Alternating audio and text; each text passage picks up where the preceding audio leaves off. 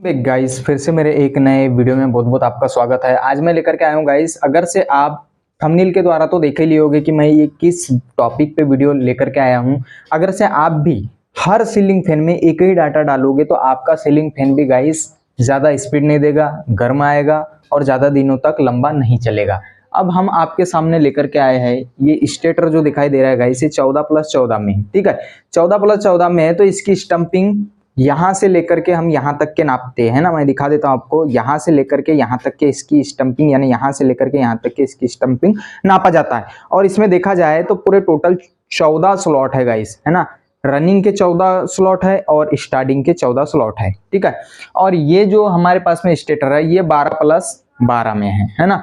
तो इसमें 12 slot running में है और 12 स्लॉट जो है स्टार्टिंग में। तो आप देखोगे इसमें और इसमें दोनों में अलग अलग डाटा यूज किया जाता है। अगर से हम एक ही प्रकार से डाटा यूज करेंगे गाइस तो इन सीलिंग फैनों के स्पीड में अंतर आएगा। स्पीड में अंतर आने के साथ में इनके परफॉर्मेंस में अंतर आएगा और सारी जो हीटिंग की प्रॉब्लम है और भी बहुत सारी जो परेशानियां है आपके सीलिंग फैन में आ सकती है। तो मैं वही लेकर के आया हूं आप तक कि आप ऐसा परफेक्ट डाटा बना करके इन सीलिंग फैंस में उपयोग कीजिए ताकि आगे चल के आपको ज्यादा परेशानी न झेलना पड़े। आपने देखे होंगे हमारे पास में, मैंने अभी आपको दिखाया 12+12 का एक स्टेटर है। ठीक है, उसके बाद में एक स्टेटर मैंने दिखाया आपको 14+14 का, है ना। और एक स्टेटर अभी हमारे पास में नहीं रखा है जो कि 16+16 का आता है। 16+16 का आता है। 16+16 का जो स्टेटर है गाइस थोड़ा सा कम आता है आजकल। 16+16 उतना यूज नहीं करते क्योंकि 16+16 की जो स्पीड है थोड़ी कम आती है। इसीलिए अभी ये मार्केट में दो ही प्रकार के ज्यादातर फैंस अवेलेबल चल रहे हैं, 12+12 और 14+14। 16+16 की भी बात करेंगे लेकिन पहले इन दोनों की करेंगे क्योंकि इन यही दो जो सीलिंग फैंस है आप तक के घरों में चल रहे हैं और आप इस वीडियो के माध्यम से कुछ ना कुछ नया सीख पाए, ये मेरी गुजारिश है आपसे। और एक और गुजारिश है कि अगर से मेरे चैनल पे पहली बार आए होगे गाइस तो प्लीज सब्सक्राइब करके चले जाइएगा और जो बेल आइकन का जो चिन्ह होता है उसको ऑल पे क्लिक करके चले जाइएगा क्योंकि ऐसे ही नॉलेजफुल वीडियो मैं प्रत्येक दिन आप तक के पहुंचाते रहता हूं। ठीक है, तो सीधा साफ बात है गाइस, क्योंकि हमें कमेंट बहुत आते हैं। कमेंट किस बात पे आते हैं कि सर 14+14 और 12+12 का डाटा बताइए, डाटा बताइए, डाटा बताइए। तो ये जो डाटा है 12+12 और 14+14 का, ये डाटा सब आपके पास ही है। आपको किसी से पूछने की जरूरत नहीं है कि हमें कौन सा डाटा यूज करना है। डाटा के लिए आप क्या काम करिए, 12+12 का जो सीलिंग फैन है ना, तो सबसे पहले आप किसी भी सीलिंग फैन का स्लॉट गिन लीजिए। स्लॉट तो गिनते आता ही है गाइस आपको, है ना। स्लॉट गिनने के लिए क्या करेंगे आप, ये जो आपके पास सीलिंग फैन कटा हुआ दिख रहा है यहां से आप देखेंगे तो 1 2 3 4 5 6 7 8 9 10 11 12, है ना। 12 स्लॉट है तो जाहिर सी बात है रनिंग में 12 कॉइल्स होंगी और स्टार्टिंग में 12 कॉइल्स होंगी। ठीक है, इसीलिए इसका नाम 12+12 रखा गया है। यानी रनिंग में 12 स्लॉट आपको देखने मिलेगी और स्टार्टिंग में 12 स्लॉट देखने मिलेगी। मैंने इसके पहले एक वीडियो लेकर के आया था आप तक के कि किसी भी सीलिंग फैंस के स्टेटर में 12+12 और 14+14 या 16+16 या 10+10, 10+10 ये जो सीलिंग फैंस है इनमें जो स्टार्टिंग वाइंडिंग होती है ना, जो स्टार्टिंग वाइंडिंग होती है, जो स्टार्टिंग वाइंडिंग होती है, स्टार्टिंग वाइंडिंग, वाइंडिंग जो होती है उसमें 5000 टर्न्स लगते हैं। ये मैंने एक वीडियो लेकर के आया था, वहां पे मैंने आपको प्रॉपरली पूरा समझा दिया था। किसी से पूछने की जरूरत ही नहीं है उस वीडियो को देखने के बाद में कि किसी भी सीलिंग फैंस में कितने तार यूज किए जाए, कौन सा नंबर यूज करना है ना। और रनिंग वाइंडिंग में, रनिंग वाइंडिंग में, वाइंडिंग 5500 टर्न्स लगते हैं। ये दो चीजें आपने ध्यान रख लिया गाइस तो आपके किसी भी सीलिंग फैंस में कोई भी हीटिंग की प्रॉब्लम नहीं आएगी और कोई भी स्पीड की प्रॉब्लम नहीं आएगी। तो इन दो फार्मूले के वजह से ही आप किसी भी सीलिंग फैंस का डाटा आसानी से निकाल सकते हो। चाहे आपके पास में स्टंपिंग, बात कर लेते हैं स्टंपिंग में, स्टंपिंग आपके पास में 10 mm की आ जाए, 11 mm की आ जाए, 12 mm की आ जाए, 13 mm की आ जाए, 14 mm की आ जाए, 15 mm की आ जाए, 16 mm की आ जाए, 17 mm की आ जाए, 18 mm की आ जाए, 19 mm की आ जाए, कोई भी स्टंपिंग आ जाए आपके पास में, आपको ये दो चीजें ध्यान रखना है बस, कि आपके जो स्टार्टिंग वाइंडिंग में 5000 टन से लगेंगे और रनिंग वाइंडिंग में 5500 टन से लगेंगे।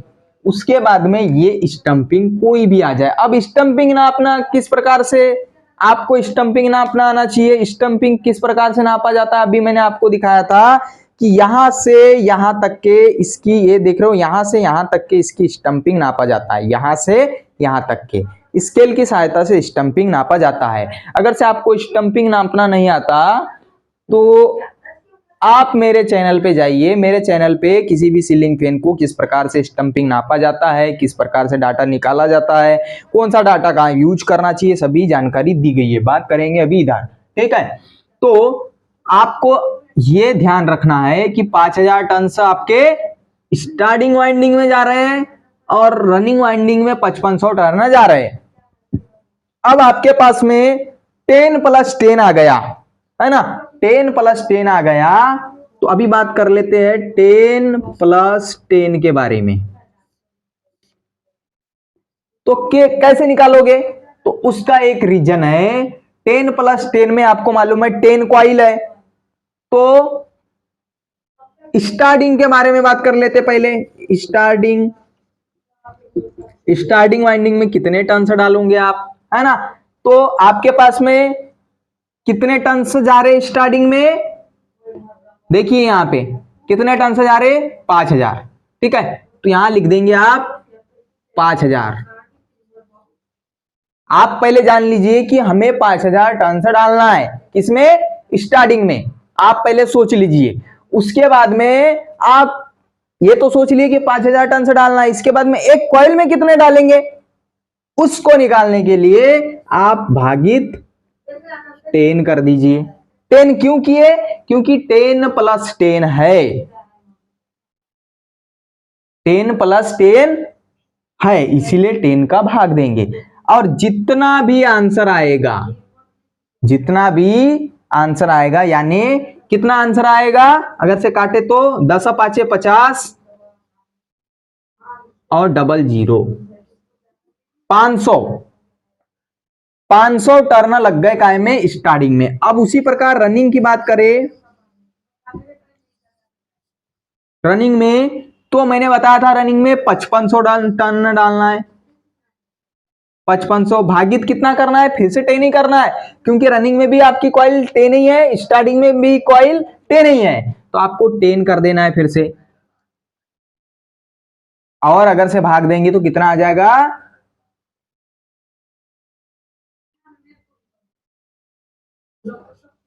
550 टन आएंगे। इसी प्रकार 12 + 12 का भी निकालना है आपको। इसी प्रकार 14 + 14 का भी निकालना है। इसी प्रकार 16 + 16 का भी निकालना है।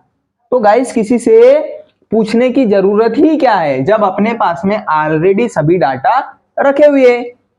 क्यों किसी के पास में आप 10 + 10 का चाहिए, या 12 + 12 का चाहिए, या 14 + 14 का चाहिए, या 16 + 16 का चाहिए बोलते हो। आपके पास में खुद डाटा रखा हुआ है। ये क्या होता था पहले, 12 + 12 का भी डाटा आसानी से निकाल सकते हैं। 12 + 12 का डाटा निकालने के लिए आपको उसी प्रकार से 5500, ये जो लिखा, सॉरी, स्टार्टिंग के लिए 5000 में 12 का भाग देना पड़ेगा। 5000 में 12 का जब भाग दोगे तो 416 टन से आते हैं। तो 416 को आप 410 मार सकते हो टर्न्स, उसमें कोई दिक्कत नहीं है। उसी प्रकार अगर से इसमें आपको रनिंग का निकालना है तो 5500 में आप 12 का भाग दे दीजिए, 455 आता है, तो 450 राउंड फिगर में लेकर के आप चल सकते हो, है ना। और इनमें हम बात करें कि कौन सा कॉपर तार का यूज करना है, ये भी तो जानना जरूरी है ना। कौन सा कॉपर तार का यूज करना है, और एल्यूमिनियम से कभी गूंथेंगे हम तो कौन सा एल्यूमिनियम वायर यूज करेंगे, ये भी इस वीडियो में आपको समझ में आ जाएगा। तो गाइस वीडियो को पूरा देखिए, वीडियो थोड़ा सा लंबा हो सकता है लेकिन नॉलेजफुल वीडियो आपके लिए। अगर से ये वीडियो आपने देख लिया और ये वीडियो को पूरा देख लिया अंत तक के, तो आप कभी भी किसी के पास में पूछने नहीं जाओगे कि मैं सीलिंग फैंस का जो डाटा है किस प्रकार से निकालूं और किस प्रकार से तैयार करूं और कितने टन से डालूं किसी भी एमएम की स्टंपिंग में। आपके पास में चाहे 10 mm से लेकर के 15 mm तक के स्टंपिंग आ जाए, आपको 36 नंबर SWG कॉपर का यूज करना है। ये बात आप ध्यान रख लीजिए। आपके पास 10+10 आए, 12+12 आए, 14+14 आए, 16+16 आए, आप 36 नंबर का यूज कर सकते हो। आपको कोई प्रॉब्लम नहीं होने वाली है, आपके जो हीटिंग की प्रॉब्लम भी नहीं आएगी और स्पीड भी बढ़िया से बढ़िया आपको मिलेगी। तो आप 10 mm से लेके स्टंपिंग कभी 15 mm तक के आती तो आप 36 नंबर कॉपर तार का यूज कीजिए। अगर से 15 mm से लेकर के 19 mm तक के आपके पास स्टंपिंग आ जाती है, यानी थोड़ा सा मोटा आ जाता है ना, यानी जो 15 mm जो होता है थोड़ा सा मोटा हो जाता है स्टंपिंग में, है ना। 15 से लेकर के 19 mm तक के कोई स्टंपिंग आ जाती है, यानी थोड़ी सी मोटी स्टंपिंग आ जाती, तो उसके लिए आप 35 नंबर कॉपर वायर का यूज कीजिए। तो 35 नंबर से जब आप कॉपर वायर का यूज करोगे तो उसमें भी ये फार्मूला आप लगाना ही है ना। उसमें क्या होगा कि आपको सिर्फ तार का चुनाव दूसरा रखना है, 36 की जगह 35 कर देना है।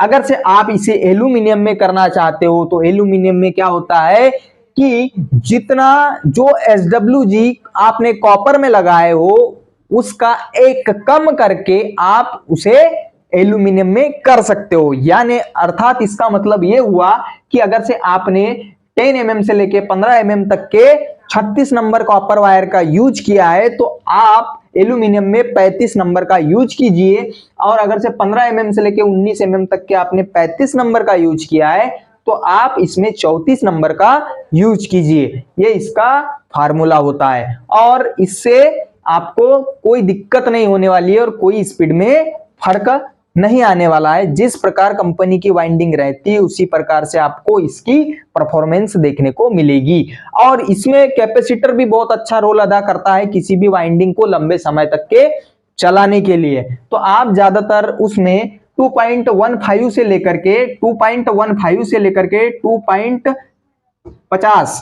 यानी 2.5 तक का कैपेसिटर यूज कर सकते हो। आपका पंखा अच्छा चलेगा, लंबा चलेगा और कोई हीटिंग की प्रॉब्लम नहीं आएगी। और किसी भी तरीके से किसी के पास में दूसरा वीडियो देखने की और दूसरा जो डाटा देखने की आपको आवश्यकता नहीं पड़ेगी। पहले क्या होता था, वोल्टेज हमारे घर में ज्यादा नहीं आता था, कम रहता था, इसीलिए अगर से हम उसमें इतने टर्न्स मारते थे तो हमारा पंखा स्लो स्पीड में चलता था। लेकिन आजकल अब ऐसा नहीं होता, हर जगह प्रॉपरली वोल्टेज मिलना स्टार्ट हो गया है। इसीलिए आप अभी इस डाटाओं से जाकर के अपने फैन की स्पीड को सही तरीके से बना सकते हो, है ना। और गाइस वीडियो में पहली बार आए होगे तो प्लीज सब्सक्राइब करके जाइएगा और वीडियो आपको अच्छा लगा होगा तो प्लीज एक लाइक करके जाइएगा और इस डाटा को आप यूज कर लीजिए और नोट कर लीजिए, आपको भविष्य में आगे काम आने वाला है। ठीक है, धन्यवाद गाइस।